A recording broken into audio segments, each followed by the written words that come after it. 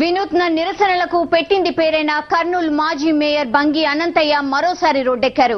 Petrol ధరల పెంపుపై UPA ప్రభుత్వాన్ని తనదైన శైలిలో దుయ్యబట్టారు. కర్నూలు కలెక్టరేట్ ఎదుట రిక్షా తొక్కుతూ తనను తానే చెప్పుతో కొట్టుకుంటూ నిరసన వ్యక్తం చేశారు. అసలే నిత్యావసరాల ధరలు పెరిగి ప్రజలు నానా ఇబ్బందులు పడుతూ ఉంటే ఇప్పుడు పెట్రోల్ ధరలు పెంచి వారిపై మరింత భారం మోపడం సరికాదన్నారు. రాబోయే రోజుల్లో సామాన్యుడు బ్రతికే పరిస్థితి కనిపించడం లేదని బంగి అనంతయ్య విమర్శించారు.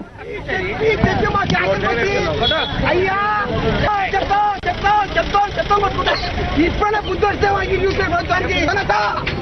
ఈ యూపీఏ ప్రభుత్వానికి దక్కింది. ఈ యూపీఏ ప్రభుత్వం ప్రజలని నటిస్తుంది.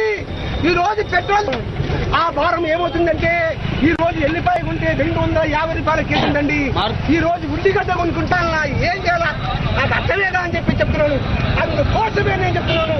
ఇది చెప్తూనే కొట్టుకుంటే ఇంకా నష్టి వినకుండా ప్రజలకు నిత్యావసర తగ్గాలని చెప్పుకుంటూ వాళ్ళకి నిరసనగా నా చెప్పుతో నేనే కొట్టుకుంటా.